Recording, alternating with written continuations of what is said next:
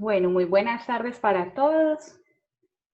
Sean bienvenidos a este espacio de formación que desde su familia ignaciana, en conjunto con el colegio, estamos desarrollando para acompañarlos a ustedes. Hoy vamos a tener como tema estilos de autoridad y desarrollo de la autonomía, desafíos actuales en el acompañamiento escolar. Mi nombre es Lina Marcela Murillo Vargas, soy la directora ejecutiva de la asociación y quería contarles muy brevemente que su familia cuenta con un equipo de trabajo comprometido con la misión de trabajar en pro del bienestar y la formación integral de las familias. Les vamos a presentar a Juan David López Fernández. Él es psicólogo clínico, magíster en investigación psicoanalítica, docente de psicología de la Universidad UPB y psicólogo del Departamento del Desarrollo Estudiantil de la Universidad de AFIT. Él también estuvo acompañándonos hace algunos años como acompañante en el ciclo de noveno a 11. Bueno, Lina, muchísimas gracias y un saludo muy especial para todos. Y bueno, la idea de hoy es tener, digamos, dos momentos para hablar de un tema que pues ciertamente nos cuestiona, que parte de las necesidades que han sido, digamos, visualizadas y escuchadas de parte de los acompañantes, de parte de profesores, de padres de familia, también de parte de los grupos de acompañamiento pues, que ofrece el colegio. Entonces, me parece que será como un espacio, sobre todo yo quisiera que lo pudiéramos vivir con mucha apertura para cuestionarnos. Entonces, el tema que nos reúne hoy es estilos de autoridad y desarrollo de la autonomía, desafíos actuales en el acompañamiento escolar. Como lo decía Lina, en este momento estoy trabajando como psicólogo clínico.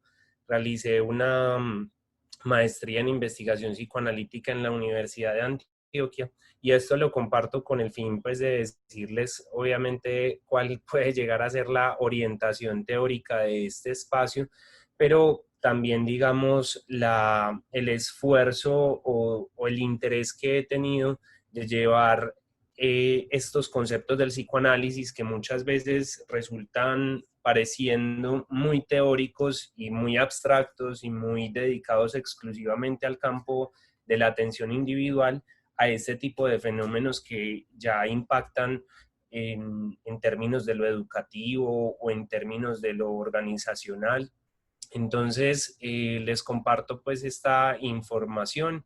En este momento, pues por la contingencia, estoy atendiendo de manera virtual y muy recientemente empecé a trabajar también en el Departamento de Desarrollo Estudiantil de EAFIT, vinculado, digamos, como en un trabajo clínico y soy docente de la UPB desde hace unos 6 años trabajando con temas de psicoanálisis y de fenómenos contemporáneos.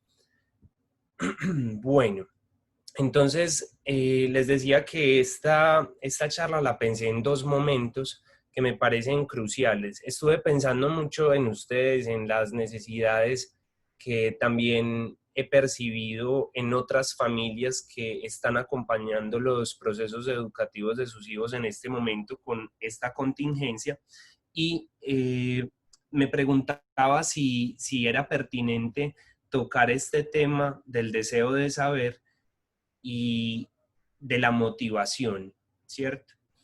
Y me parece que luego de haber hablado con varias personas del ciclo, con algunos padres de familia, se veía que esa era, digamos, una de las necesidades más imperantes en este momento, pensar la motivación de los estudiantes, de sus hijos, frente al proceso académico que están en este momento viviendo.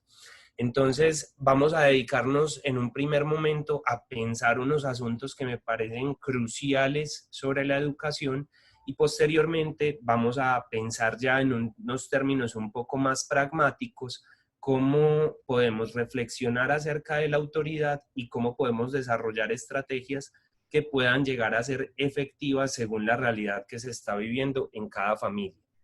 Entonces, como veían, pues lo del deseo de saber lo ponían más cerca, más allá de la nota, más cerca de la pasión, porque digamos que hemos sabido que tradicionalmente, y hablo tradicionalmente en términos muy generales, el proceso educativo, una vez se consolidó el sistema evaluativo, perdió un norte que estaba, digamos, vinculado más a la generación de un saber y a generar una relación amorosa con el conocimiento.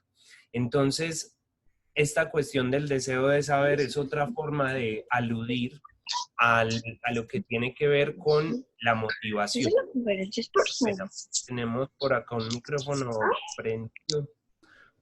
Bueno, entonces les decía que es otra manera, el deseo de saber, de aludir a la motivación. Entonces acá, en principio, 3 puntos que podemos retomar. El deseo de saber, pensado, digamos, a nivel de la importancia de reconocer la singularidad en la forma de aprender de cada estudiante. ¿Esto en qué sentido nos parece importante? En el sentido de que no todos tienen los mismos intereses, ni todos tienen los mismos sueños, ni todos tienen una manera similar o igual de aprender, de aproximarse al conocimiento. Es decir, eso es algo que desde la pedagogía se trabaja mucho en términos de estilos de aprendizaje. Y esos estilos de aprendizaje muchas veces implican que haya personas que tengan una facilidad mayor para trabajar desde lo visual, otros desde lo auditivo, otros desde lo kinestésico. Y ahí sabemos, algo de lo que se está en este momento careciendo es de la posibilidad del contacto y de la socialización directa con el otro. Eso ahorita lo vamos a abordar para analizar cuáles son las particularidades de la educación en época de cuarentena. El otro tipo pues el otro punto relacionado con el deseo de saber son los tipos de relación con el conocimiento y con el colegio que se pueden promover desde casa, ¿cierto? Es muy distinto si desde el discurso de los padres la academia está vivida como una responsabilidad que si no se vive se va a tener un fracaso, ¿cierto? Distinto a una relación que se construye basada en un discurso de los padres en el cual lo que se está promoviendo es el amor por descubrir algo nuevo en el mundo y poder entenderlo de acuerdo con las teorías ya existentes. Normalmente sabemos que lo que se ha promovido históricamente es asumir el conocimiento como una responsabilidad, el ir al colegio como una responsabilidad, sin hacer, digamos, un contrapeso discursivo que permita que el estudiante, el niño, tenga la posibilidad de disfrutarlo. Frente a eso, no sé si a ustedes pues les gusta este tema y quisieran pues como seguir indagando. Yo me encontré hace unos años una tesis doctoral de la de Antioquia absolutamente genial. Se llama Trazos de una educación hedonista o Trazos para una educación hedonista. Hedonismo sabemos que es la tradición filosófica que aborda el tema del placer en distintas vertientes, en las relaciones de pareja, en las relaciones familiares, en las relaciones laborales, pero particularmente esa tesis doctoral lo que trataba era de vincular el placer con la academia, es decir, que fuera algo en donde la risa estuviera presente, que fuera algo en donde el encuentro con el otro, con la posibilidad de crear juntos estuviera presente, donde hubiera también como un equilibrio mayor entre las figuras que hacían parte del proceso educativo, refiriéndome a los padres de familia, refiriéndome a los docentes y a otros acompañantes. Si quieren leer un texto muy bueno y que yo creo que no tiene realmente que ser uno pues versado previamente en el tema, ni necesariamente un profesor. Léanse ese documento que es absolutamente hermoso. Trazos para una educación hedonista, ponen así el título y le sale fácilmente en Google. Y el tercer punto, las incidencias éticas de la relación con el conocimiento en los procesos educativos. Es claro que si esta relación está únicamente relacionada con las notas, entonces lo que vamos a ver es que va a haber una angustia mayor puesta en la nota, pero no va, el aprendizaje y la pregunta por el qué tanto estoy aprendiendo va a quedar completamente anulada. Y esto no es en ningún momento un tema menor, y creo que sus hijos están en una edad en donde efectivamente hacerse estas preguntas es supremamente importante, porque es un momento donde uno podría decir, hay una mayor facilidad de cambiar ciertas percepciones o de construir nuevas relaciones para el conocimiento o con el conocimiento mejor. Entonces, a mí este video que les voy a mostrar de William Ospina, es un video de 5 minutos, me gustaría mucho que lo escucháramos con mucho detalle. Sé que William Ospina mueve muchas cuestiones en distintos órdenes por su manera de pensar el asunto, pero yo creo que si estamos aquí conectados es justamente porque queremos por lo menos escuchar nuevas cosas y luego les haremos una buena crítica y las pensaremos con detalle. Vamos a ver entonces este video y luego retorno.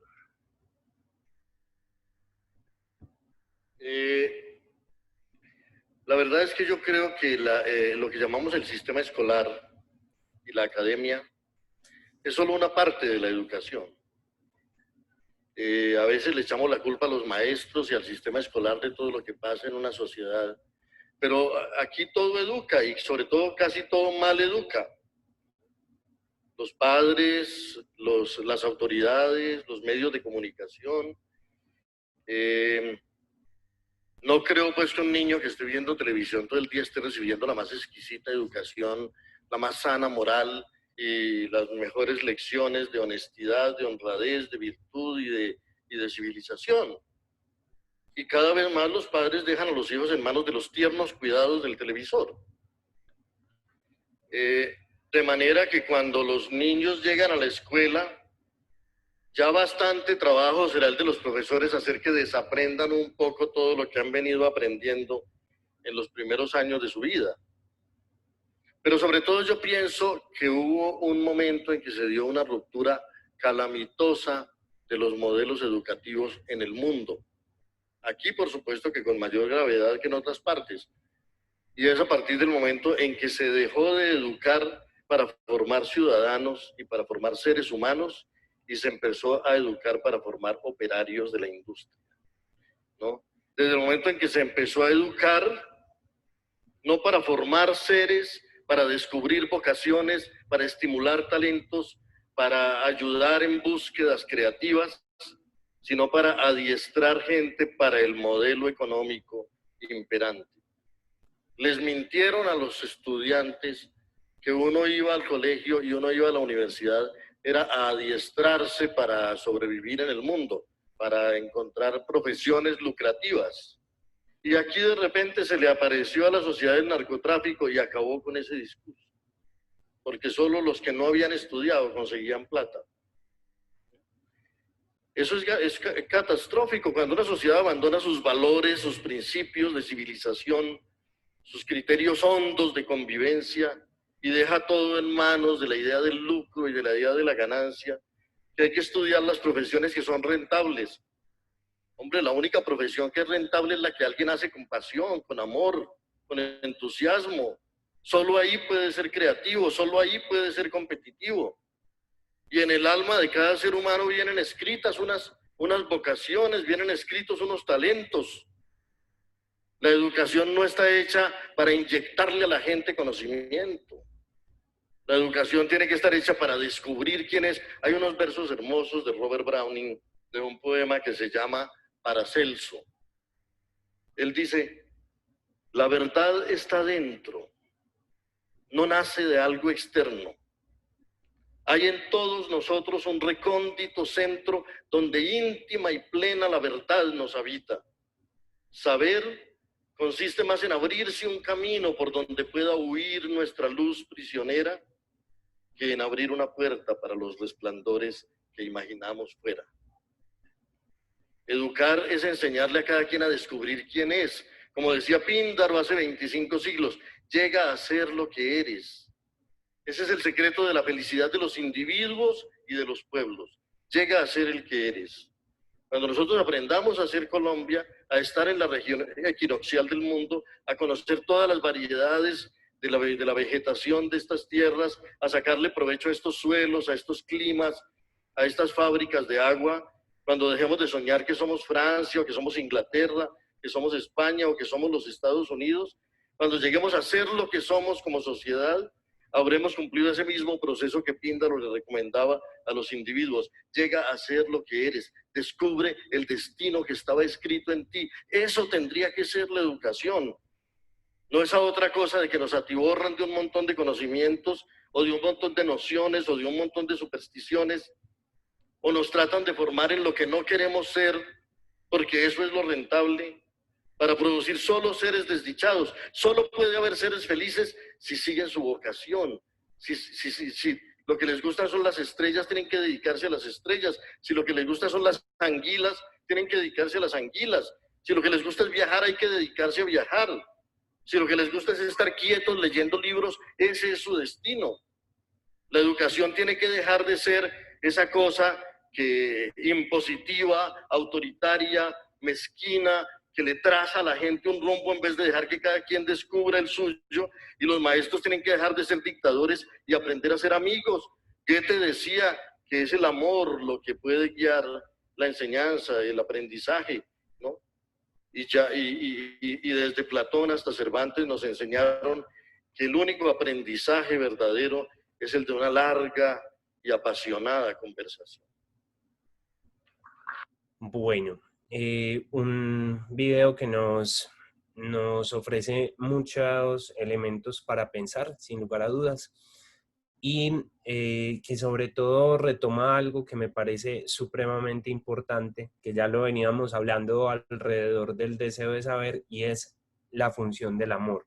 Algo que retomaré en un momento cuando empecemos a hablar propiamente de autoridad. Bien. Entonces, tenemos, digamos, este otro apartado de este primer momento, que es la educación en tiempos de cuarentena, incertidumbres y certezas de lo que tenemos hasta el momento. Tenemos algo que, como lo decía, ha generado un gran cambio en la dinámica y en los procesos escolares.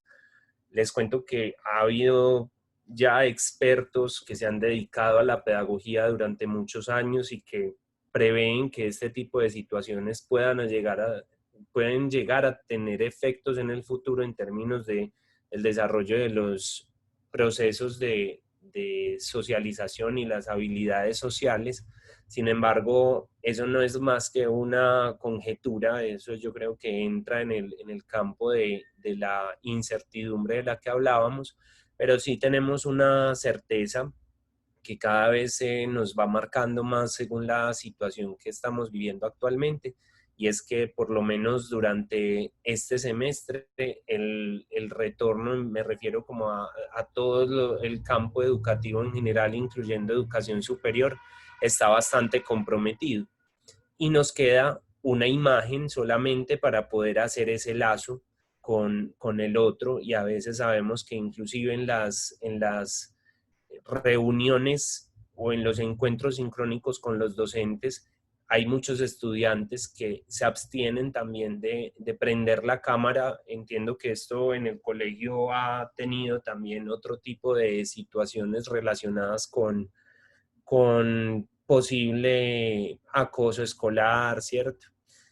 Pero de todas formas, eso hace que los espacios, cuando se sostienen exclusivamente desde el audio, lo que nos queda entonces es todavía más perdida ese contacto con el otro.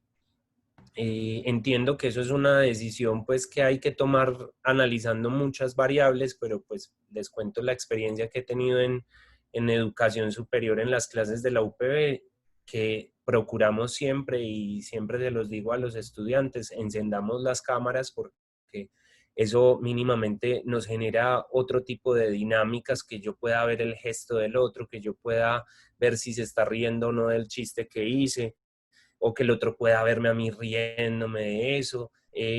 Hay por lo menos un contacto allí más humano.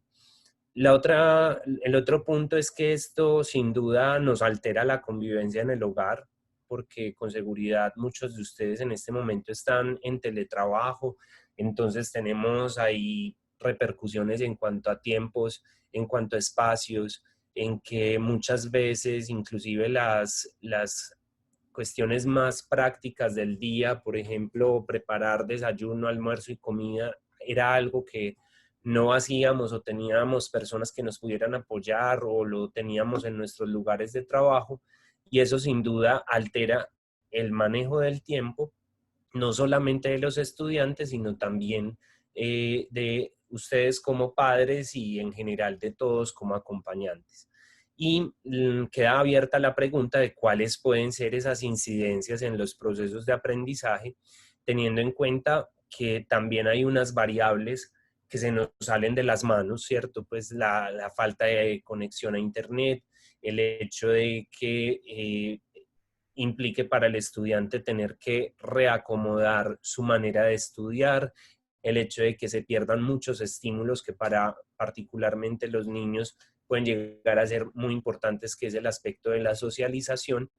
Y esto en general, por eso pongo ahí una imagen de ajedrez, son nuevos retos para todos los involucrados, y creo que en ese sentido tenemos que ser supremamente comprensivos con nosotros y con los otros, en términos de que tal vez esta situación lo que nos está acentuando es que como humanidad estamos improvisando desde siempre, pero que se acentúa, digamos, el nivel de improvisación, porque esto realmente nadie estaba preparado, tal vez ni siquiera teníamos una preparación en tecnología para poder resolver muchas de las situaciones que se van presentando en el día a día, y que de todas formas pensarlo como reto es también la posibilidad de pensarlo como una oportunidad de la que saldremos con unas herramientas que en caso de que esto no hubiera pasado, con plena seguridad no hubiéramos desarrollado. Bueno, y entonces acá vamos a señalar algunos elementos, algunos retos particulares del ciclo de tercero a quinto. El GIF que conseguí pues no se ajusta mucho a la edad, ustedes ahí disculparán, pero lo que quería era como señalar esta imagen que finalmente se nos está volviendo en este momento, y por las condiciones se nos está volviendo, digamos, ya lo cotidiano, en donde esta es una realidad pues de todos los días. Los retos que tenemos en este momento, que les decía, pues han sido construidos a partir del análisis del ciclo, y el análisis del ciclo, por supuesto, siempre implicará un análisis de lo que aparece en las asesorías individuales, en las conversaciones que se tienen con ustedes, con los estudiantes, con los profesores. Entonces, vemos tres puntualmente, que son la atención y motivación escolar en la virtualidad, algo que toca asuntos supremamente pragmáticos que ahorita podemos revisar con un poco más de detalle. Los roles y responsabilidades en el hogar, algo que sin duda también se ha movido mucho, es que en estos procesos de acompañamiento, pues la gran pregunta es cómo acompañarlos de la mejor manera, sin que eso termine teniendo unos efectos que no queremos en el proceso de nuestros hijos. Y por otro, la cuestión de las habilidades sociales, que como lo decíamos, pues vemos que es el punto tal vez más crítico en este momento, teniendo en cuenta que tenemos pocos espacios para poder desarrollarlo. Bien, y ya digamos llegando a este punto de los estilos de autoridad, voy a dejar esos 3 elementos ahí para que luego los podamos ir encadenando con este otro punto. Uno de los asuntos que también aparecía de manera muy relevante es entonces, si ya sabemos que tenemos este tipo de retos, cómo establecer un estilo de autoridad adecuado, cómo establecer unas estrategias que permitan el desarrollo de la autonomía y cómo pensar a profundidad esto conectado con lo que hablábamos ahora de promover una relación con el conocimiento que promueva esa motivación de una manera mucho más intrínseca, que digamos ahí es un concepto que nos puede servir mucho en este caso, porque lo que queremos es desarrollar esa motivación que no necesite de la figura del padre, de la madre, del acompañante, para que efectivamente se dé, sino que sea algo que ya ese niño, esa niña, desarrollen de manera autónoma. Entonces, frente a esto, puede ser que este tema ustedes lo hayan abordado en algún otro espacio, en algún otro momento. A mí me parece que a estas cosas hay que volver muchas veces y hacerse muchas preguntas. Digamos que teóricamente hablamos, hay muchos modelos. Este ha sido uno de los más citados y acogidos en el campo de la pedagogía y de la psicología, en donde se nos habla de 3 estilos de autoridad y uno que de alguna manera pues podríamos decir que no es como tal un estilo de autoridad, pero es otra relación con la norma que se puede estar promoviendo. El autoritario, digamos, que nos aparece del lado de padres de familia que hacen muchas normas que tratan de que se soporten exclusivamente en el rol que tienen. Es decir, no podría resumirlo como muchas normas, poco razonamiento. Son padres que además tienen muchas dificultades para asumir sus faltas o para asumir su no saber hacer. Y en ese momento solamente se ubican en el lado de porque yo soy tu papá, porque yo soy tu mamá y así hay que hacerlo, ¿cierto? Pero como tal, este autoritarismo lo que genera y las investigaciones que se han hecho en el campo de la psicología es que evidentemente genera muy poca autonomía, ¿cierto? Porque se cumple la ley o la norma establecida por el temor sin la posibilidad de desarrollar un pensamiento crítico que permita ver las verdaderas razones de por qué hay que cumplir con la norma. Entonces, por lo general, estoy hablándolo en unos términos, insisto, supremamente generales, que no tienen, digamos, una posibilidad de universalizarse, porque, pues, por supuesto, ahí aparecerán particularidades de cada familia y de cada niño o cada niña. Disculparán el perrito, pero esa es una de las cosas que se nos sale de las manos, como el señor del aguacate, de las mazamorras, eso hace parte de nuestro ambiente. Muy bien. Tenemos entonces también el estilo permisivo. Hay un elemento que es muy interesante en la revisión de cómo han sido las paternidades y las maternidades en la historia, y vemos que este estilo permisivo se acentuó muchísimo más en el siglo XX. Porque ¿qué pasó en el siglo XX? Que en el proceso de reconocimiento de la subjetividad de los niños, a lo que eso llevó en muchos casos fue a que esas relaciones padres e hijos estuvieran ahora fundamentadas en el amor, ¿cierto? Y en ese amor apareció entonces ese terrible fantasma que atormenta a muchos padres de familia, que son quienes tienen el terror de no ser queridos por sus hijos. Es decir, constantemente están buscando la aprobación de sus hijos. Muy paradójico, porque justamente en el rol tradicional era el hijo quien sentía que podía llegar a perder el amor de los padres, y esto lo llevaba a acoger con cierto temor y cierto respeto la autoridad de sus padres.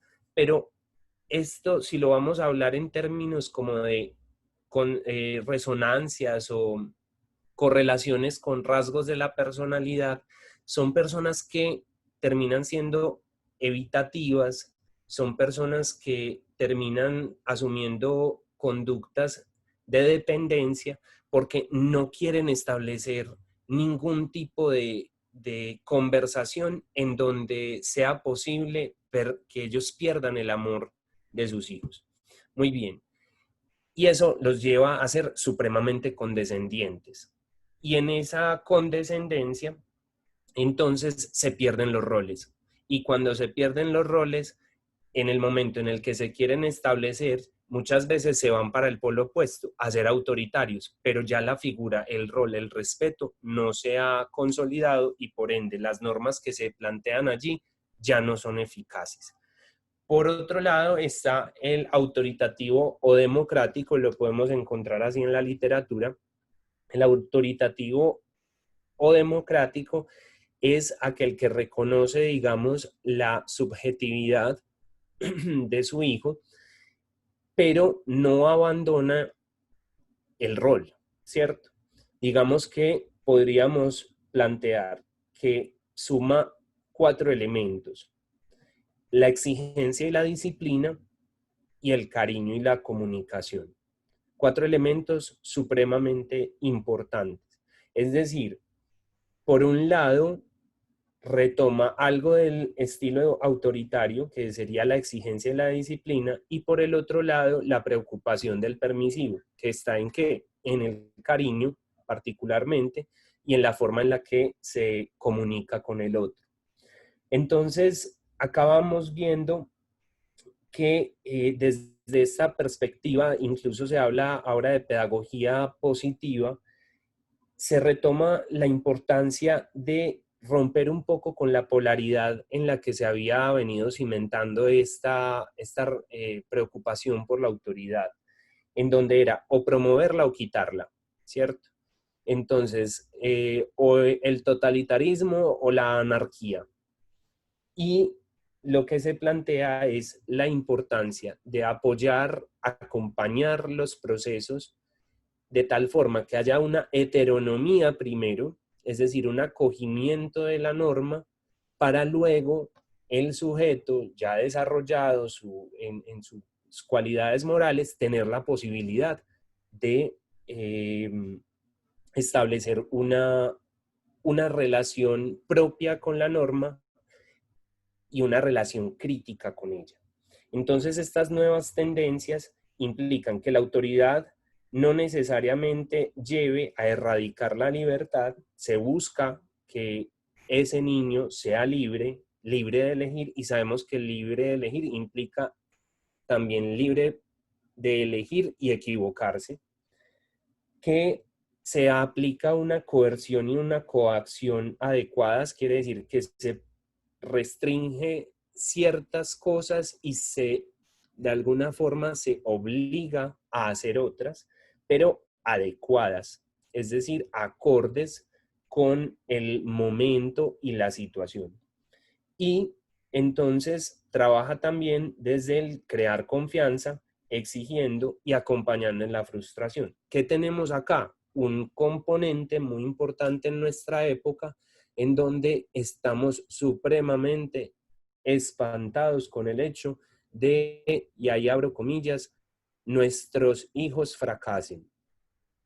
Le tenemos muchísimo miedo al fracaso, le tenemos muchísimo miedo a la tristeza, a la angustia, y realmente pienso yo, hay que volver a restituir la importancia de ese tipo de afectos, porque nada hay más, ¿cómo decirlo?, como más efectivo en estos procesos de la consolidación de la autonomía, que cuando uno lo acompañan en ese fracaso, sí, te equivocaste, y entonces, ¿qué tenés que hacer, cierto? Porque ubicarnos ahí, por ejemplo, desde esa pregunta, es también otorgarle una posición activa al niño para que efectivamente pueda él mismo ser partícipe de la creación de las estrategias que le pueden servir. Y el otro estilo de autoridad o relación con la autoridad es el estilo o esta relación negligente, ¿cierto? Algo que se ve mucho en la actualidad también, en donde hay familias que delegan la formación de sus hijos exclusivamente en el colegio. O, por ejemplo, en personas que no son del núcleo familiar, tratando de estar, pero no apoyan los procesos formativos como tal. Y eso como tal se consolida entonces en una negligencia en tanto que no se asume ese rol de padre o de madre en el momento en el que el niño también lo necesita. Y ese vacío en esa figura de autoridad no podemos anticipar qué efectos va a tener porque cada sujeto se va a relacionar de una manera supremamente distinta. Habrá quienes particularmente y de manera paradójica no tuvieron esa autoridad, tuvieron padres negligentes y entonces se vuelven los más autoritarios. O habrá personas que tuvieron padres supremamente permisivos y luego pasan a ser autoritativos o democráticos y al revés, ¿cierto? Entonces, esto tiene mucho que ver, por supuesto, con la historia de cada familia, porque cada padre reedita la relación con la norma que sus padres tuvieron con él. Y digo reedita es porque bien puede acogerla o bien puede, ay no, mi mamá a mí me puso mucho problema cuando yo era chiquito, yo quiero ser completamente distinto. Y entonces se va moviendo entre esos polos. Entonces, podríamos pensar que frente a este tema, la autoridad en la actualidad tendría que tener algunos de estos aspectos. Es una de las propuestas de la literatura, la existencia de un clima afectivo cálido y armonioso en la interacción familiar. Vamos viendo ahí como el componente de nuevo del amor del que hablábamos ahora, que el niño perciba la exigencia como apropiada y justa de acuerdo con su comportamiento y situación, que el niño esté motivado para acatarla y que el niño atribuya intenciones positivas a los padres. ¿Esto qué implica? La suposición y la evidente demostración de afecto, de amor. Por eso a mí me parecía muy importante como retomar a William Ospina, porque es ese amor en esa relación que inclusive en los momentos más tensos de la convivencia, eso no se puede poner en consideración, ¿cierto?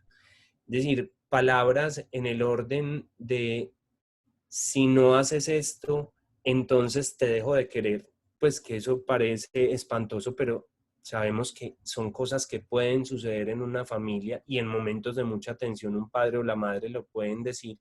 Hay que ser muy cauto con esas palabras, justamente porque todo este tipo de relaciones que estamos hablando, ¿desde dónde encuentran su soporte? En las palabras, pero también en los actos. Freud decía, por ejemplo, que el super yo, que es la instancia que se encarga, según su manera de comprender el aparato psíquico, del castigo, del juicio moral, de la vigilancia, no se consolida ese super yo a partir de lo que dicen los padres, sino a partir del super yo de los padres, es decir, de también ellos cómo asumieron la ley. Por ende, algo que será muy importante es la coherencia en el discurso. Y acá vamos viendo cómo hay un texto que es el DSM, el Manual Diagnóstico y Estadístico de las Enfermedades Mentales, que piensa, por ejemplo, esta cuestión de la autoridad y dice que se pueden presentar conflictos en el momento en que encontramos discursos incoherentes en los padres. Y esto pongámoslo a nivel de familia. Hay una madre permisiva o una madre autoritaria y hay un padre permisivo. Díganme si eso no es muy común que suceda en las familias. Entonces, muchas veces no hay un común acuerdo entre los padres previamente o simplemente la frase famosa de pregúntale a tu mamá, pregúntale a tu papá si puedes hacer esto o no. Porque no hay una distribución hablada primero en los padres para poder establecer un discurso coherente y que el hijo lo pueda asumir como un discurso consistente, ¿cierto? Sino que va viendo entonces que por un lado le dicen una cosa, luego hacen otra, ¿cierto? Y después de que le dijeron que no podía hacer eso, ya después le dicen, no, ya sí, pero ¿y por qué? ¿Cierto? Entonces, ese tipo de manejos están soportados en la palabra y por ende esa coherencia entre acto, palabra y discurso en general en la familia es supremamente crucial tenerlo muy presente. Luego tenemos la disciplina colérica y explosiva, en donde muchas veces ahí podemos retomar lo que sucedió en nuestro país con el florero de Llorente. Muchas veces sabemos que lo que nos hace entrar en cólera y en explosión no es la verdadera causa, porque puede llegar a ser una bobada, algo nimio en la convivencia de un momento a otro, como pasa también yo no sé si ustedes se leyeron El amor en los tiempos del cólera, yo me lo leí hace mucho tiempo, pero yo me acuerdo mucho de una escena, que tuvieron una pelea enorme por un jabón, ¿cierto? Y entonces eso, se dejaron de hablar, no tenían ya contacto por un jabón. Y vemos que es algo muy frecuente que pase en las familias, como que pequeños detallitos, bobaditas, terminan minando esa relación familiar. Pero eso no es la causa, ¿cierto? Normalmente las cosas estallan y se rompe, digamos, se fractura la estructura externa, pero realmente no logramos determinar bien qué fue lo que incidió en que toda esa estructura empezara a flaquear. Entonces, muy importante ahí hacerse una pregunta, pues como de lo que me molesta, de lo que me está generando esta explosión y esta cólera que no puedo soportar, ¿qué es lo que hay detrás? Otro punto, baja implicación y supervisión. También hay una tendencia a pensar que los muchachos pues pueden criarse solos y pueden llevar pues a cabo la vida de manera tranquila, entonces yo no me implico ni afectivamente y yo digo no, o a veces ya lo doy como me doy por vencido porque ya pues definitivamente intenté mucho y no ha cambiado. Y esa parte de la supervisión se vuelve muy importante justamente por que esto incide muchísimo en la consolidación de la heteronomía. Necesitamos ser supervisados para luego nosotros hacer nuestra propia supervisión, si lo queremos plantear así. Otro problema de la autoridad es la disciplina rígida e inflexible, ¿cierto? Muy ligada, por ejemplo, a lo que veníamos hablando sobre el autoritarismo, que, digamos, pasa muchas veces y los niños ahora y los adolescentes y qué más tienen muchos recursos retóricos, tienen mucha información, tienen mucha posibilidad de controvertir lo que la autoridad, el padre, el profesor, el psicólogo, el médico le están diciendo. Entonces, ¿qué hay que hacer? Eso es una gran pregunta, porque hay padres que refieren un gran temor, como es que si yo demuestro que no tengo la razón, entonces pierdo autoridad. Pero hay que ver, sostenerse de manera inflexible y rígida cuando no se tiene la razón, qué otros efectos está generando en esa relación con el conocimiento y en esa relación con usted y con su autoridad. Muy bien, entonces acá vemos como algunos elementos a tener en cuenta para el desarrollo de nuevas estrategias. Esto lo va a plantear de una manera muy general y muy rápida. ¿Por qué? Porque acá nos podríamos perder en la casuística y con seguridad donde cada uno de ustedes pudiera hablar y comentar qué es lo que pasa en sus casas, pues tendríamos muchísimos procesos en los que nos tendríamos que sentar a pensar qué es efectivamente lo que está sucediendo. Y ahí viene, digamos, esta primera fase, entrar en una fase de diagnóstico. Vamos a poner algo. un caso. Mi hijo dice estar supremamente cansado de conectarse en las pantallas, está desmotivado, no quiere ni siquiera bañarse. Me dice que solamente lo deje dormir y le dan rabietas y tenemos muchos problemas cada mañana. Yo creo que esta situación no es en absoluto imposible. Creo que puede ser muy frecuente. Entonces, tenemos como una cuestión manifiesta de lo que está sucediendo, pero hay que contar con que muchas veces ni siquiera para uno como adulto es evidente la causa de lo que está viviendo. Mantener la pregunta abierta de eh, cuáles son las cosas que en este momento estoy haciendo y cuáles están funcionando y cuáles no, es crucial. Es decir, entrar en una fase de diagnóstico para luego analizar causas y efectos.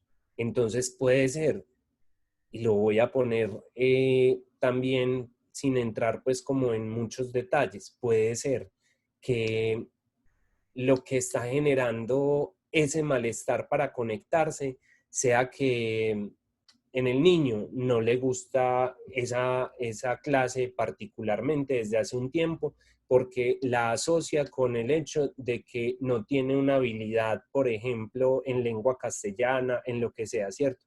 Por una experiencia previa, pero puede ser que esa experiencia previa no sea consciente para él, entonces hay que ir a indagar qué es lo que realmente está allí en función de la causa. Luego tendríamos como una lluvia de ideas y revisión de recursos posibles. Entonces, por ejemplo, ahí pensar en una serie de conversaciones a profundidad con ese niño. También recurrir a los distintos recursos que ofrece el colegio, buscar información, buscar a un especialista que pueda escuchar a ese niño desde otra perspectiva. Pero también, por ejemplo, diseñar en esa lluvia de ideas, empezar a diseñar estrategias en donde él sea partícipe. ¿Por qué? Porque esa modificación de los planes de trabajo, que sería el siguiente punto, implica su participación. Es claro y ya yo creo que lo podemos plantear desde tercero a quinto de una buena manera. Es claro que cuando el niño se siente implicado en lo que está trabajando, cuando tiene un rol activo, puede asumirlo de una manera mucho más fácil e inclusive con mucha mayor motivación. Y esto implica análisis de resultados constantes y de algún modo mantener siempre este ciclo. Esto es tal vez el mayor reto y es que esto no se acaba en términos de que, y más en la contingencia en la que estamos, esto nos implica estar siempre revisando, bueno, ¿me sirvió la estrategia de ayer o no? ¿Me sirvió haber utilizado esta aplicación o no? ¿Me sirvió haberle sugerido que se sentara en este lugar de la casa o no? Es de mantener, digamos, como el ánimo de esta exploración. Voy a pasar un poquito rápido por cuestión de tiempo de acá. Yo les quiero presentar 4 aplicaciones que apoyan estos procesos educativos que son de muy fácil manejo y que pueden promover. Yo sé que no todos en este momento están manejando pues celular, es probable, pero es también probable que ya estén teniendo por toda esta situación que trabajar con computadores. Las voy a presentar rápido, ustedes pueden analizar qué tan viable es que se utilicen o que ustedes apoyen el uso que hagan sus hijos de ellos. Focus To Do es una de las muchas aplicaciones que se basan en el método Pomodoro. El método Pomodoro es un método de estudio y de concentración. Sabíamos que uno de los retos de este ciclo es que pierden muy rápido la atención. Focus To Do lo que te permite es ponerle, por ejemplo, unos 10 minutos de trabajo, 15 minutos de trabajo, 30 minutos, y el celular te notifica cuando ese tiempo se terminó. De hecho, hay una que es muy bonita, no recuerdo en este momento el nombre, pero es que, por ejemplo, si tú vas cumpliendo los retos de cumplimiento de tiempo de actividad y cumplimiento de tiempo de reposo, va creciendo un arbolito. Luego tenemos Google Calendar. Google Calendar es una herramienta supremamente maravillosa en donde tenemos muchos recursos visuales e incluso auditivos para generar, digamos, una organización efectiva del tiempo. Ustedes ahí pueden poner entonces esta reunión y la ponen en rojo, pueden ponerle las clases, pueden poner, por ejemplo, a partir de este momento a este momento es tiempo de ocio, que es importante que se consolide en la jornada normal, el tiempo de desconectarse, el tiempo de compartir en familia, el tiempo de conectarse a veces con sus compañeros en una videollamada. Bueno, está OneNote, que es como un cuaderno en donde ustedes pueden tener miles de cuadernos y donde ustedes pueden dibujar, pueden hacer notas de voz, pueden poner imágenes, pueden montar fotos. Es como un diario gigante que les permite mucha organización de lo que ven, por ejemplo, en cada materia. Y Microsoft To Do es una aplicación supremamente sencilla que le permite al niño o al joven o inclusive al adulto, yo no podría ya sobrevivir sin esta, por ejemplo, en donde uno pone todos los pendientes que tiene y cuando vos terminaste una de tus actividades, le das clic y eso suena delicioso, entonces a vos eso te va condicionando y vos decís, he avanzado en mi día. Y ese tipo de cosas que parecen una bobada realmente generan mucha motivación en uno porque uno puede ir viendo las cosas tachadas que ya hizo en el día y sabe además las cosas que tiene por hacer y cómo puede distribuir bien su tiempo. También ahí había un link, pueden poner mejores apps para estudiantes y les aparecen más o menos 50. Estas son las 4 que yo más utilizo en mi día a día y que por las recomendaciones que he hecho a estudiantes, a otros profesores, amigos, he visto que efectivamente son muy útiles y consolidan estos procesos de aprendizaje.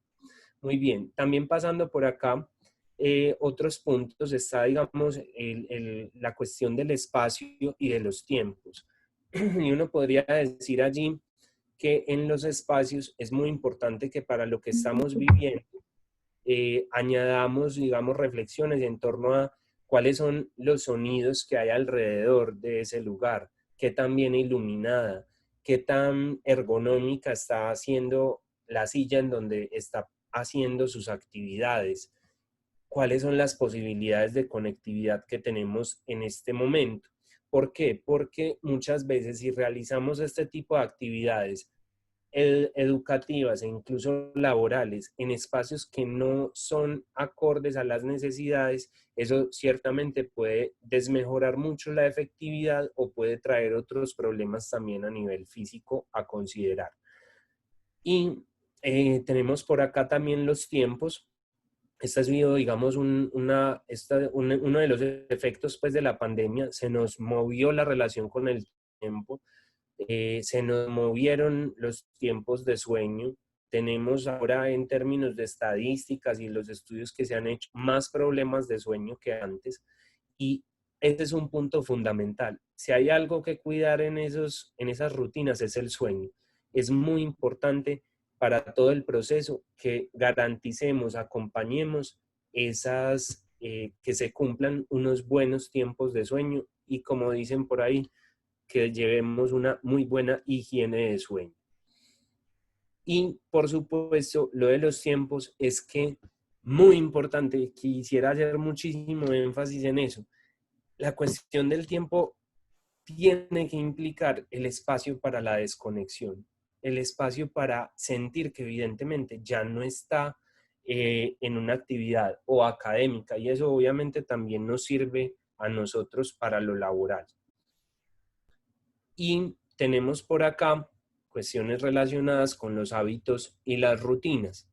En estos puntos también incide algo en el orden, por supuesto, de la alimentación, pero también acá la gran pregunta es cómo ligar esto con la autonomía.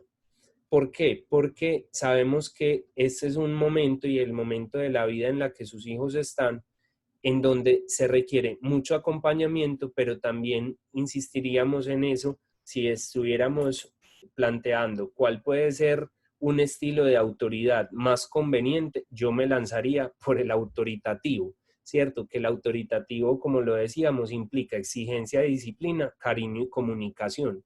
Entonces, es un estilo que implica muchas veces, entonces, dejar que el otro se frustre o tenga que asumir las consecuencias de sus actos. Por supuesto, pues no le permitiremos que lleve a cabo todos sus actos, pero sí algunos. Voy a poner un ejemplo muy sencillo. Ah, es que no me quiero dormir, no me quiero dormir, no me quiero dormir, y se vuelve una pelea. No te durmas, ¿cierto? Y mañana veamos a ver entonces cómo te despiertas.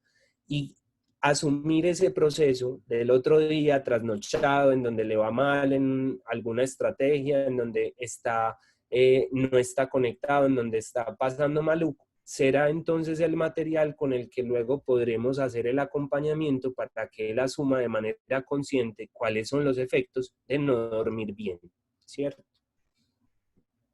Bueno, y entonces ya para ir cerrando, les quiero proponer algunas preguntas que me interesaría que ustedes pudieran mínimamente abrirle el campo para pensarlas.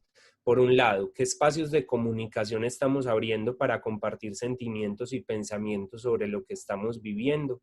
Es decir, ¿qué tanto nos estamos dando la posibilidad de escuchar al otro en su radical alteridad, que muchas veces no lo hacemos? Damos por sentada esa presencia o pensamos que ya sabemos qué es lo que está sintiendo y pensando, lo damos por supuesto y perdemos muchísima información, muchísima posibilidad de compartir con el otro y también muchísima posibilidad de establecer una relación con nosotros que nos permita estar más tranquilo en la medida en la que encontremos también quien nos acompañe.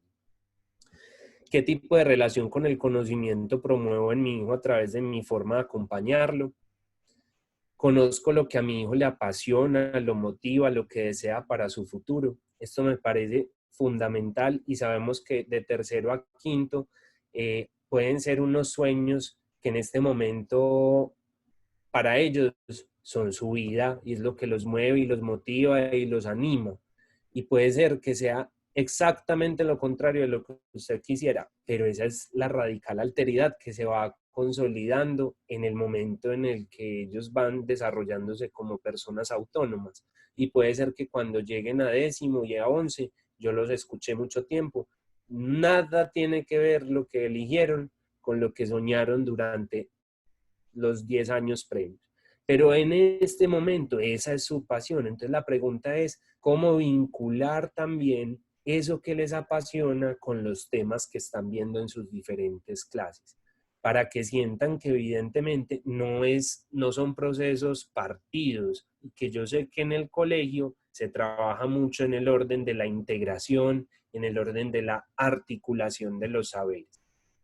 ¿Qué alternativas podemos crear como familia para promover la autonomía, la disciplina y el amor por el conocimiento en las modalidades virtuales?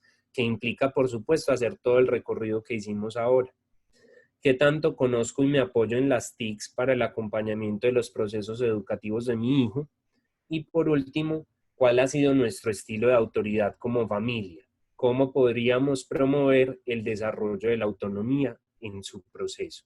Como ven, preguntas que yo creo que hay que detenerse a pensar, que hay que detenerse a ser muy autocríticos, a no tenerle miedo a la respuesta, que si nos angustiamos, pues entonces lo pensamos con más detalle. Y si evidentemente estamos viendo que está muy bien montada la estrategia, que yo creo que hay que hacer, pero no funciona, entonces mantener un poquito la apertura para, en principio, identificar qué es lo que no está sucediendo. Muy bien, estos eran los elementos que les quería compartir. Voy a dejar de compartir por acá pantalla y podemos establecer entonces un espacio para preguntas, comentarios y devoluciones en general. Recuerden por acá que ya Lina les compartió el formato para el cuestionario de satisfacción de este espacio. Entonces abrimos o el chat o los micrófonos, como ustedes deseen. Bueno, también podrían comentar algo alrededor, por ejemplo, de qué piensan pues de los distintos recursos o de los materiales que les compartí, si están de acuerdo, si no. Buenas noches, Juan David. ¿Cómo estás? Muchas gracias por tu charla. Quería comentar algo. A mí me preocupa particularmente la cantidad de tiempo que hoy en día tienen que pasar los niños frente a la pantalla debido pues a esta virtualidad. Hasta esta pandemia yo había escuchado que no era conveniente que un niño menor de 10 años pasara más de 2, 3 horas frente a un televisor o computador o pantalla, y esa era como la dinámica que manejábamos en casa. La hija se ha adaptado muy bien a la virtualidad, pero desde todo punto de vista me parece muy pesado un día que inicia a las 7 de la mañana la clase y termina a las 5 de la tarde con los extraclases, que son extraclases que así sean de voleibol, de baile, tienen que estar con la atención concentrada frente a la pantalla, porque el profesor tiene herramientas y unas guías. Entonces, desde todo punto de vista, desde la misma energía que reciben los equipos, la ergonomía, mantener una postura adecuada para el cuerpo tantas horas al día, y es algo inevitable porque en eso andamos en este momento mientras la pandemia está en curso. ¿Qué opinas al respecto? Sí, yo creo que eso es como parte como de los retos que decíamos ahora.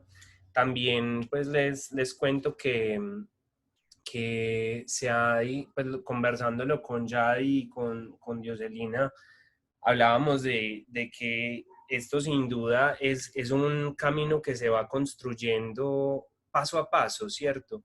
Y que vamos dándonos cuenta de que algo puede no estar funcionando. Entonces, claro, las preguntas yo sé que el colegio ya se las ha venido haciendo desde el momento en el que se estableció eso, como de, bueno, entonces esto en términos de didáctica, ¿cómo lo podemos también ir transformando de tal manera que no se genere ese vínculo exclusivamente con lo académico desde la pantalla, sino que otros recursos se pueden ir utilizando?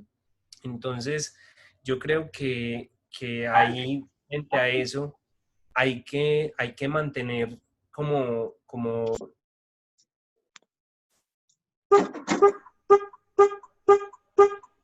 Esperen que hay una situación ya.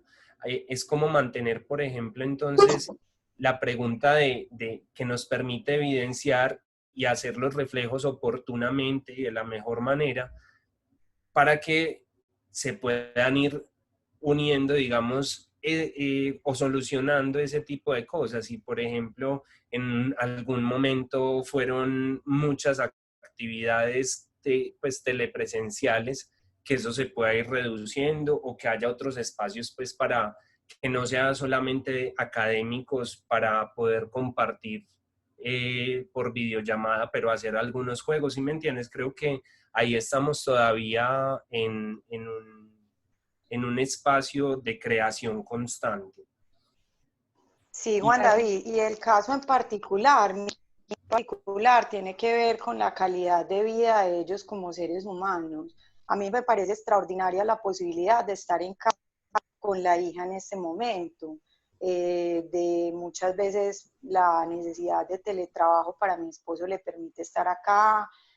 Yo no estoy laborando pues porque mi profesión en este momento soy odontóloga pediatra, entonces como los niños están en casa, pues no como laborando, pero la calidad de vida que con ella es en función de sus ideas, porque como te digo, si el día con el extra clase terminó a las 5 de la tarde y a esa hora necesita revisar lo que tiene para el otro día, terminar algunas actividades que a veces el tiempo de clase no alcanza, llegó la hora de comida y a dormir para que descanse bien, y esa posibilidad de compartir juegos, otras actividades se pierde con los horarios tan extensos. Entonces a mí particularmente me da mucha tristeza, tiempo único, pandemia, se nos esté yendo como familia en función de las clases únicamente. Ahora siento que el colegio también ha hecho esfuerzos y ha mejorado. El hecho de que tengan una hora de 2 a 3 que puede ser para salir a caminar o puede ser para adelantar tareas, ha alivianado un poquito eso, que tengan una hora a la semana de trabajo para adelantar tareas o ejercicios, pero sin embargo mi posición particular, que he estado con ella todo el tiempo en esta pandemia, es que me sigue pareciendo excesivo el horario de clase y las actividades, porque estamos perdiendo la posibilidad de compartir calidad de vida como familia en otras actividades lúdicas. Sí, y me parece muy valioso pues justamente este espacio como para poder expresar esto y para poder tener algunos reflejos, ¿cierto? Puede ser, como sabemos, ante una población tan extensa, hay que contar con la posibilidad y ahí entra como lo que hablábamos de la singularidad que puede estar viviendo cada familia y cada estudiante, porque hay algunos que pueden estar muy bien acoplados y hasta disfrutan más de la cuarentena, ¿cierto? Pues eso sabemos que puede ser muy variable, pero me parece muy valioso pues que lo puedas compartir y me alegra pues también el hecho de que sé que va a ser tenido en cuenta este comentario por el colegio. Gracias, Juan Muchas David. gracias.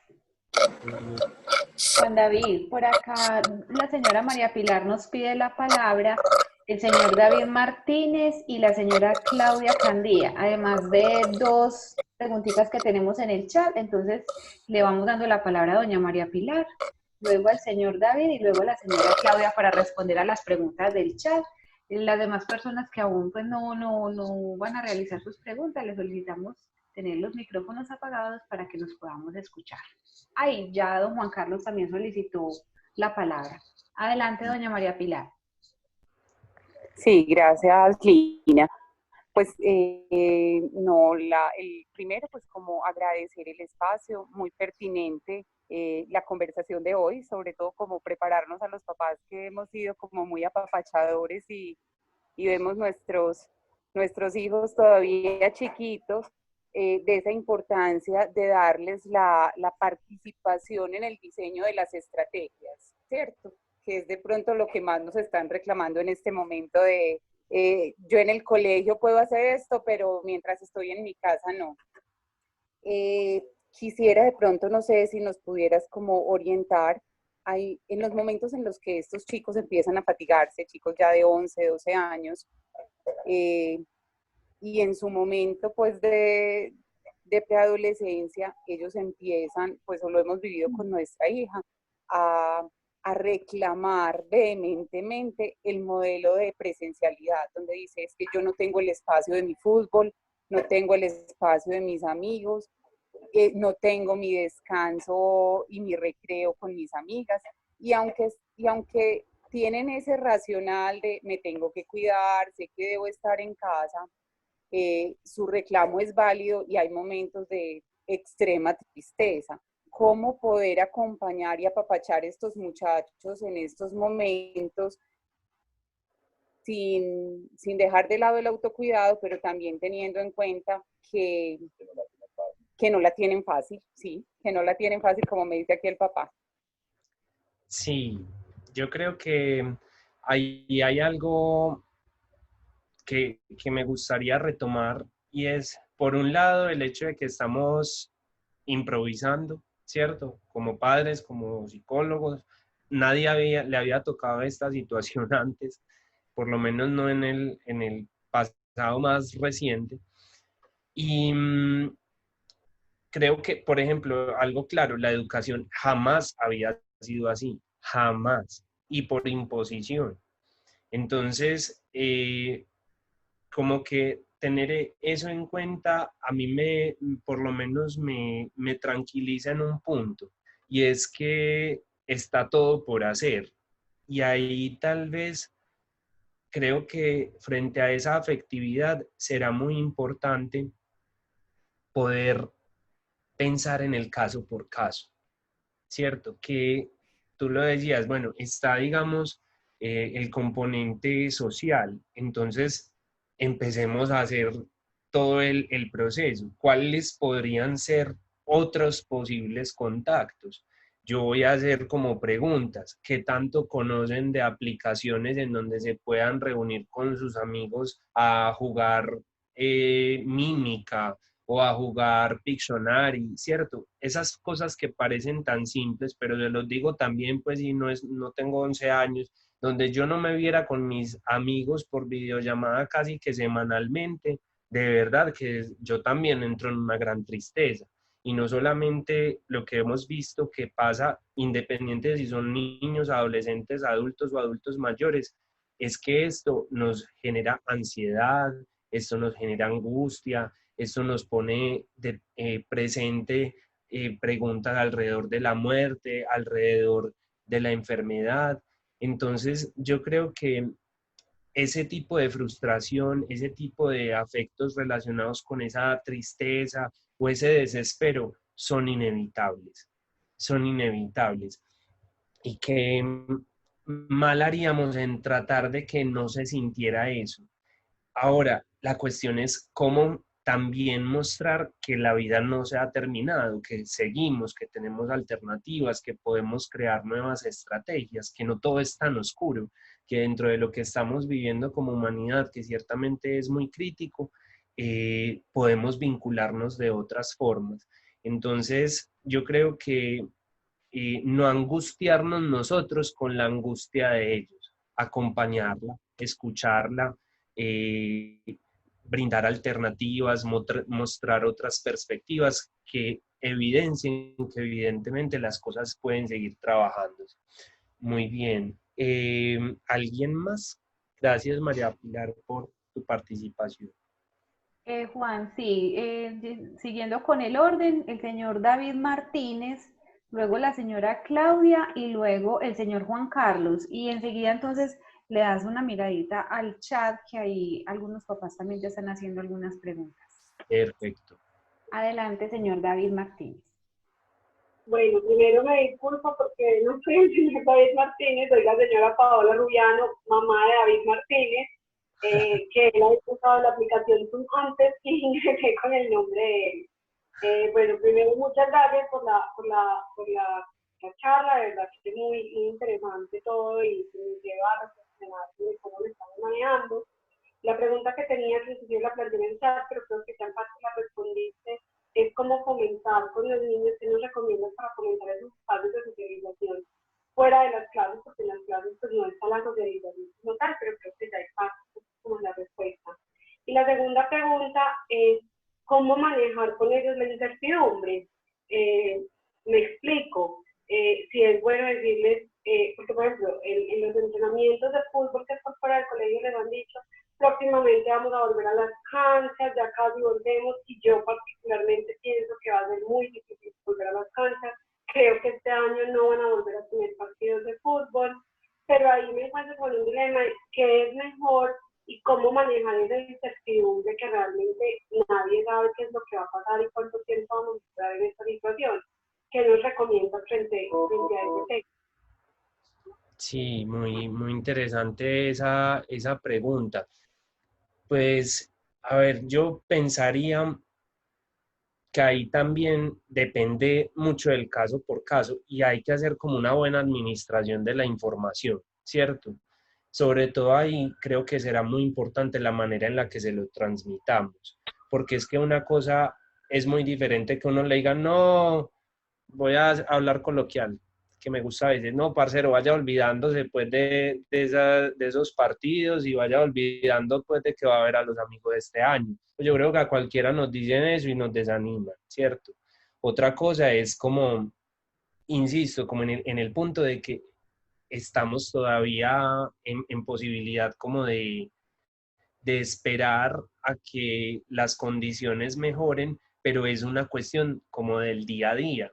Yo creo que ahora más que nunca tenemos que vivir súper pendientes es en el presente y cuidarnos en el presente, porque desgastarnos mucho en el futuro o genera efectivamente una desconexión porque vamos viendo que no, me dijeron que en junio, no, me dijeron que en julio, no, me dijeron que en agosto.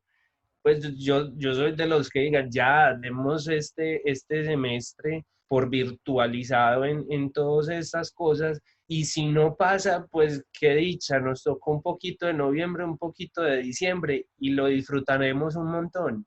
Pero bueno, eso depende mucho como de la ética y de la relación que establezcamos con el tiempo. La verdad, yo soy más de esa tendencia un poquito existencialista, como de ser muy realista y de no pintar, digamos, como escenarios que es muy factible que no se puedan cumplir. Entonces, como para qué prometer una cosa de la que nadie sabe, pero que la tendencia en otros países nos muestra que la situación es muy, muy delicada porque salieron del confinamiento, se relajaron y vuelve y juega. Entonces, me parece que ahí como ser realista, pero no ser crudo, ni ser pues como negativo ni pesimista y como que no, ya, entonces nada, no, tampoco hasta allá, como manejar ahí muy bien esa información y aprovechar esas aplicaciones de interacción entre ellos, de conexión, pues hay muchas, hay una que se llama Happy Hour, no sé, algo así, que es como para jugar entre varios, ahora que también están jugando parchís mucho, pues como el parqués tradicional, ese tipo de cosas generan vínculos entre ellos, pero por supuesto también hay que acompañarlos para que no se vuelva un exceso. Bueno, vamos con otra pregunta de la que ya estaba Lina. Sí, tiene la palabra ahora la señora Claudia Candía y ya entonces le damos paso a las preguntas que nos hacen en el chat, que ya son varias. Hola Juan Listo. David, ¿cómo estás? Muy bien, ¿y tú? Bien, Juan David, mi pregunta es la siguiente. Si bien se mencionaba en una pregunta anteriormente sobre el tema emocional que está afectando a los niños, nos encontramos frente a un escenario donde para nosotros que somos adultos y que tenemos algo más de experiencia en esta vida, nos vemos obligados a manejar nuestras propias emociones y a tratar de ver de qué forma reaccionamos a este escenario nuevo, ¿verdad? Al que nos ha tocado presentarnos. Y creo que en alguna medida muchos de nuestros niños no han sido capaces todavía de aprender adecuadamente a gestionar todo su mundo emocional. Y creo que es nuestro deber como adultos poder acompañar y proporcionar espacios, ¿verdad?, en los cuales nosotros podamos acoger cada una de sus emociones, sean cuales sean estas. Y entendemos que muchas veces ellos, como tú mencionabas, sufren de ansiedad, de estrés, de temor, de angustia, ¿verdad? Dejaron de ver a sus amigos, dejaron de ver a sus abuelos, su estructura de vida cambió de un minuto para otro. Y mi pregunta para ti, Juan David, es la siguiente. ¿Qué estrategia nos podrías recomendar tú para que ellos expresen de mejor manera las emociones que están afectándolos en este minuto? Y que a lo mejor pueda ir más allá de la escucha atenta y la conversación con ellos, pensando a veces en niños que son un poco más introvertidos y que la mera conversación no necesariamente les permite expresar las emociones o aquello que los está afectando. Uh-huh. Bueno, muchas gracias, No, a ti, Juan David. por tu pregunta, me parece muy interesante. Ciertamente hay muchos niños, muchos adolescentes e inclusive adultos que tienen, digamos, esa dificultad para expresar lo que sienten, para ponerlo en palabras. Por lo general lo ponen en actos y ahí es donde las cosas se complican un poco, pero en ese sentido la orientación está a la palabra. Yo creo, y cuando digo pues a la palabra, tal vez podríamos ampliar un poquito más eso y decir la importancia de simbolizarlo.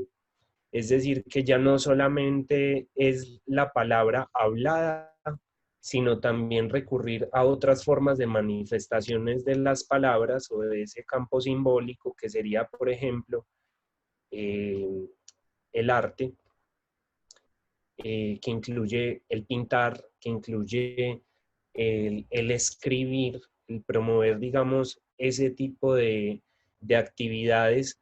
Y creo que ahí, a propósito, y con eso retomo varias intervenciones que ustedes han mencionado alrededor de que hay mucha virtualidad, yo creo que es un momento supremamente favorable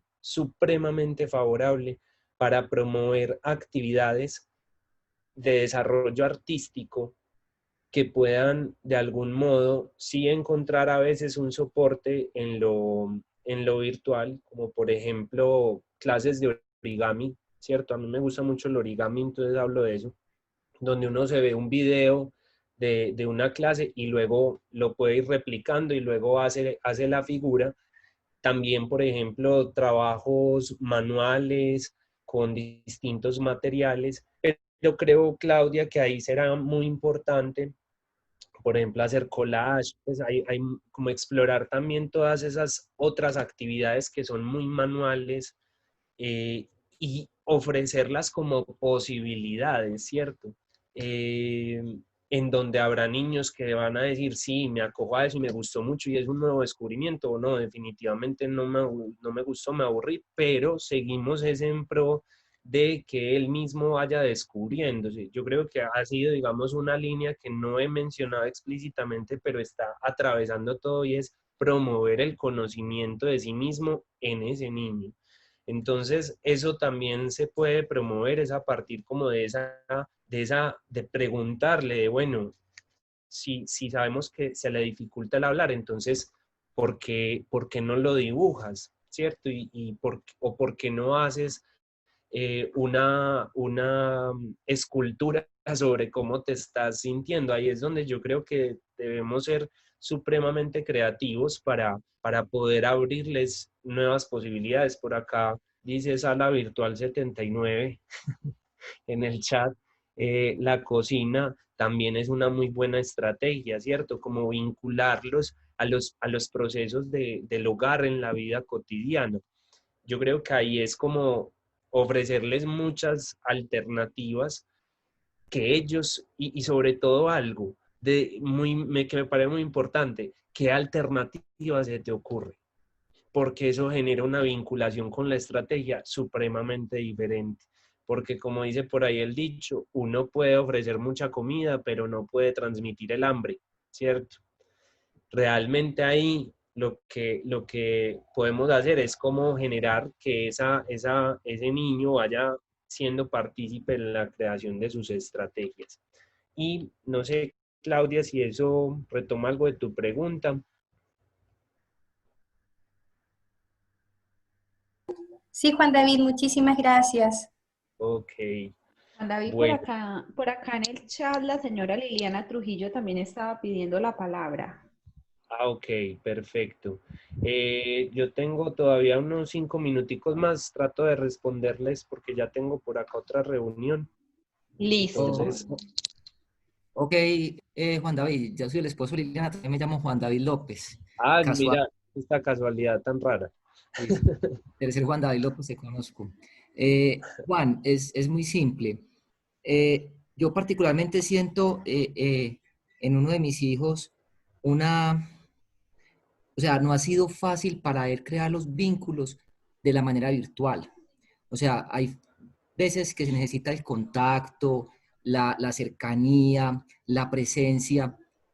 Y yo siento que para algunos niños puede ser eso una barrera o simplemente una dificultad a sentirse a toda hora observado, juzgado, porque digamos que de alguna manera los espacios están muy abiertos. No sé si te ha pasado esto también con algunos otros niños o si es normal o cómo podemos manejar esa pérdida, ese miedo a expresarse delante de todos los niños y además de eso como a fortalecer más su confianza, así no sea de la manera física. Sí, no, es una grandísima pregunta, porque pueden haber muchas cosas implicadas, pueden haber cosas en relación como a su relación con su propia imagen, puede haber temores sobre la aceptación del otro, y eso pues en lo presencial o en lo virtual. Entonces, creo, pues a riesgo de sonar reiterativo y muy general, que en ese tipo de cosas donde vamos viendo que aparece esa singularidad, lo mejor es preguntarnos en el caso por caso. Y una vez identifiquemos cuáles son esas cosas que pueden estar detrás, porque el miedo es lo aparente, entonces empezar a indagar un poquito más, y a veces ahí será muy importante que el niño encuentre una escucha desde otras instancias. Y estoy pensando, por supuesto, en el acompañamiento que brinda el colegio. Muchas veces, y más en el momento en el que ellos están, van ubicando como cierta distancia con ustedes como padres, y a veces es importante como integrar la escucha de otra persona. Pero creo que también puede ser como el espacio de socialización, la misma creatividad de la que estábamos hablando ahorita. Tal vez sea bueno que ustedes puedan pues, analizar como aplicaciones para niños, de juegos interactivos, en donde ustedes también puedan participar. Yo sé que ustedes muchos se conocen y tienen una relación, como que no sean solamente los niños, entonces, sino también que haya un espacio de familias compartidas. Eso, pues, créanme que ahí es como donde yo digo, hay que ser supremamente creativos, propositivos, y saber que lo que propongamos hoy puede que nos funcione mañana, pero no pasado mañana. Y entonces, con energía y con entusiasmo tendremos que seguir pensando a ver cómo nos seguimos moviendo. Listo, Juan. Muchas gracias. Listo, tocayo. Gracias a ti David, por la participación. yo sé que estamos corticos de tiempo, pero sí me gustaría que miráramos rápidamente las preguntas que hay en el chat para que las familias se vayan como con alguna respuesta. Ok. Sí, acá veo que nos comentan pues como algo sobre los videojuegos, que yo creo que ya lo hemos abordado.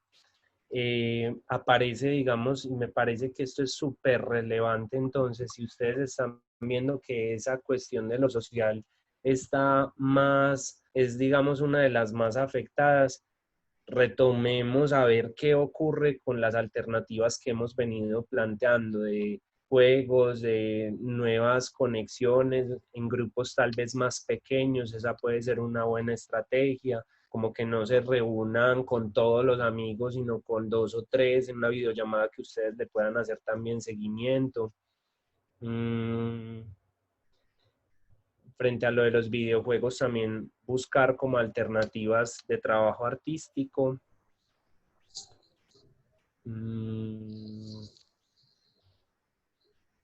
Acá también Jessica lo planteaba.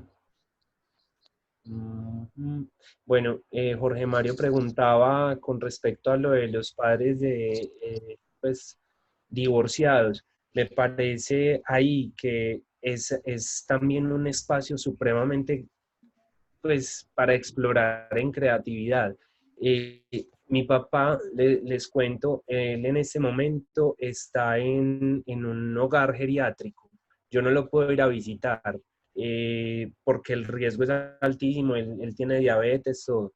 Y créanme, pues yo todos los días yo digo, bueno, yo cómo voy a conversar con él, porque si todos los días conversamos de lo mismo es muy aburridor. Entonces, ¿qué he hecho? Por ejemplo, en algún día llego y lo llamo y a leerle un cuento, para que eso también le genere a él una nueva dinámica. ¿Y eso en dónde está escrito? No, ahí lo vamos construyendo, porque si vamos viendo, yo que me daba cuenta que la comunicación con él era supremamente cortante. Ah, no, sí, no, me fue bien, no, hoy yo estaba aburrido, hoy leí.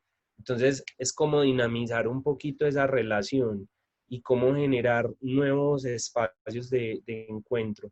Esa sería, digamos, mi percepción, Jorge Mario. Espero que la puedas poner en práctica, a ver qué recursos, según la particularidad de tu hijo, se podría generar para que ese contacto contigo sea creativo, sea entretenido para ambos, que no caiga en una rutina que los lleve, digamos, como a un estancamiento de esa relación.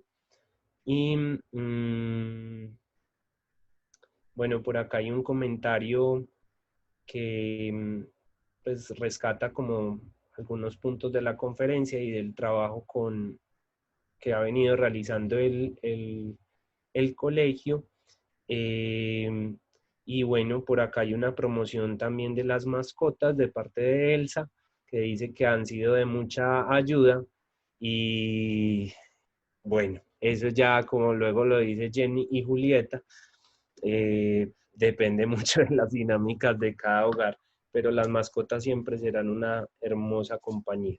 Muy bien. Muchas gracias a todos. Espero de verdad que haya, digamos, algunas respuestas interesantes, pero también, sobre todo, me interesa mucho que se vayan con algunas preguntas particulares sobre su caso y que eso les permita seguir llevando toda esta situación.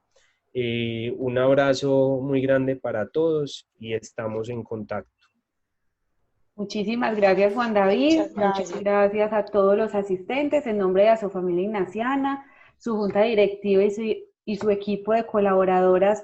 Les agradecemos mucho. Les reiteramos que desde la asociación seguimos trabajando para continuar brindándoles estos espacios de formación y claro que sí, de la mano del colegio.